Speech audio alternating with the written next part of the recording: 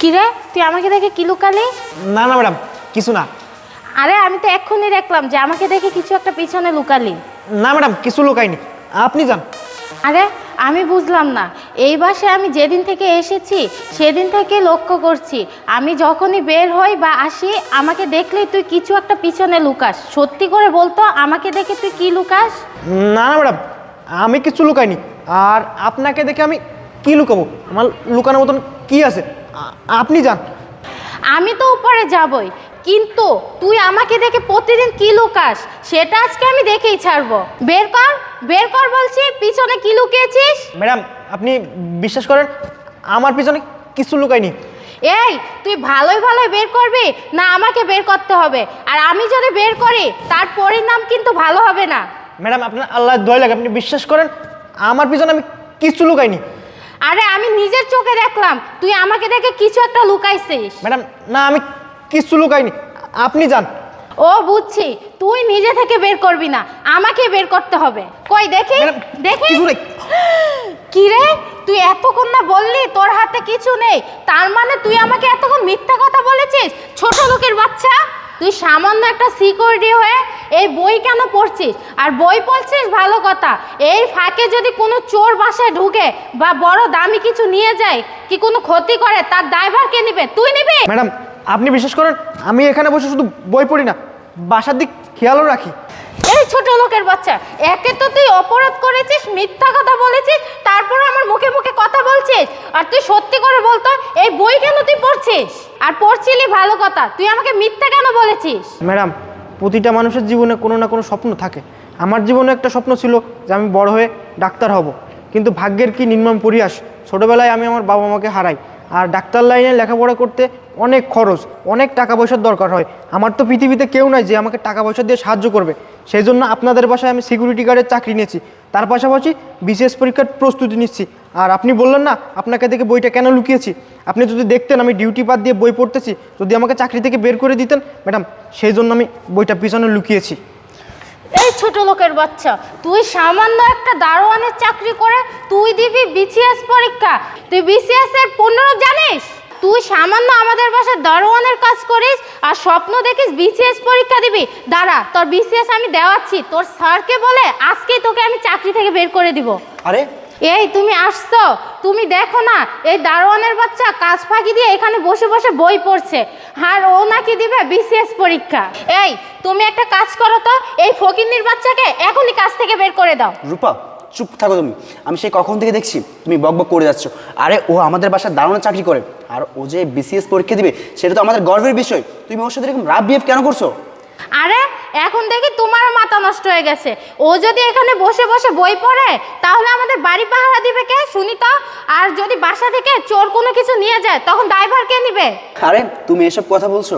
ও খুব সচেতন ছেলে, ও আমাদের এখানে বসে পড়ালেখা করলেও কী হয়েছে, ও সব দিকে খেয়াল রাখে, কখন কোথায় কি হচ্ছে না হচ্ছে। আর ওর না ছোট থেকে অনেক স্বপ্ন যে ও বড় হয়ে ডাক্তার হবে, কিন্তু বড় ভাগ্যর কি নির্মম পরিহাস যে ওর এই দুনিয়ায় কেউ নেই। ও ছোটোবেলা থেকে আমাদের বাসায় কাজ করে, ও আমাদের এখানে সিকিউরিটি কাজ করলেও কী হয়েছে, আমার বাবা ওকে ছোটোবেলা থেকেই নিজের সন্তানের মতো দেখে ওকে মানুষ করে।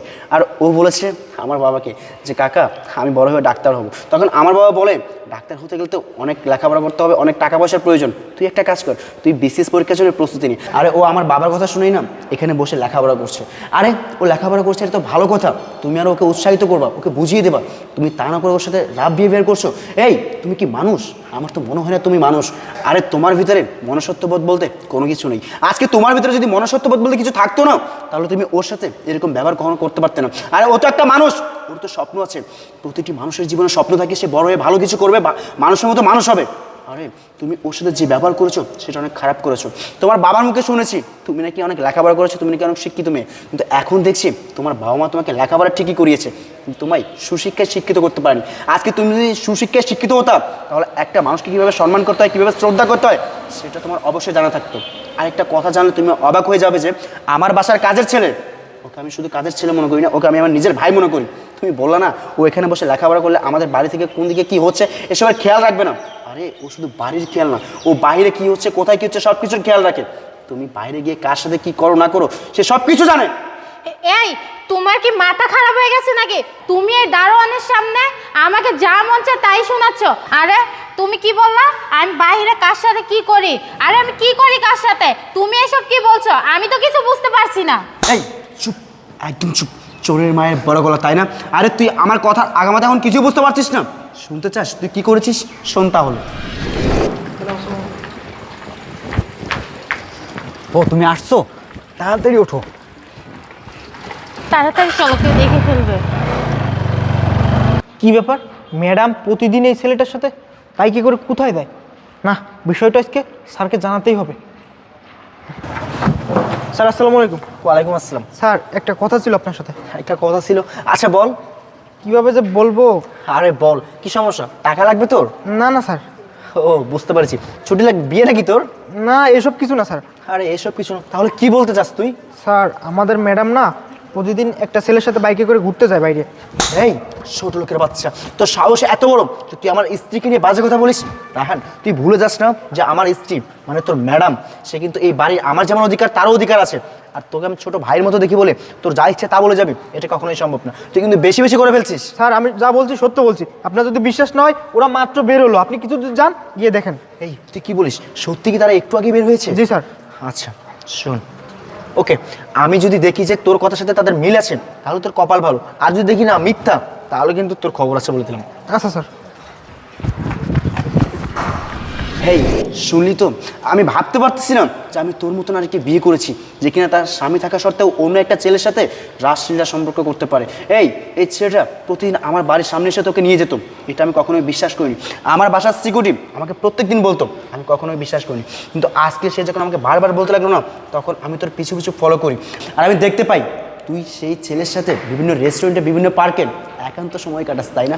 এই তুই এমন একটি কাজ করার আগে একটিবার ভাবলি না আমি তোর জন্য কি করেছি আর কি করিনি? তোর কি কোনো কিছুর কমতি রেখেছিলাম? আমি বিয়ের পর থেকে তুই আমার কাছে যখন যেটা চাইতি আমি তখন তোকে সেটাই দিতাম। তুই আমাকে বলতি আশিক আজকে আমার দামি শাড়ি লাগবে, দামি গাড়ি লাগবে, দামি ড্রেস লাগবে। আরে যখন যেটা মুখ দিয়ে বের করতি না, আমি মানুষটা আমার জীবনের উপর পার করে হলো না তোর চাহিদা পূর্ণ করতাম। আর আজকে তুই কী করলি শেষ পর্যন্ত? আমার কথা একটা বার চিন্তা ভাবনা না করে রাসলীলা রঙলীলার পর কিনা আমাকে একটা সম্পর্কে জড়িয়ে গেলি। আমার ভাবতে অবাক লাগছে আমি তোর মতন আর কি বিয়ে করেছি। তোর ভিতরে কোনো মনুষ্যত্ব বলতে কিছু নেই। আর তুই তোর ভিতরে না মনুষ্যত্ব বোধ বলতে কোনো কিছু নেই। আজকে তোর ভিতরে মনুষ্যত্ব বোধ বলতে কিছু থাকলে না তুই এভাবে তোর নিজের স্বামীকে ঠকাতে পারতি না, কখনো একটা মানুষের সাথে যেরকম রাত বিয়ে করতে পারতি না। শোন, তুই আমাকে একটু কি জানি বললি না যে এই সিকিউরিটিকে আমার বাসা থেকে বের করার জন্য? আরে বের তো আমি অবশ্যই করবো, কিন্তু সিকিউরিটি কিনা বের তো করে দিব তোকে। তুই এখন এই মুহূর্তে আমার বাড়ি থেকে চলে যাবি। I say get out. Ashiq আমি ভুল করেছি, তুমি আমাকে মাফ করে দাও। এরকম ভুল আমি আর কখনোই করব না। এই চুপ, একদম চুপ। এই তুই কি বলি? তুই ভুল করেছিস তাই না? আর তো তুই কোনো ভুল করিসনি, ভুল তো করেছি আমি। কারণ না বুঝে না জেনে আমি তোকে বিয়ে করেছিলাম, সেটাই ছিল আমার জীবনের সব থেকে বড় ভুল। আর আমি তোকে কি করে ক্ষমা করবো?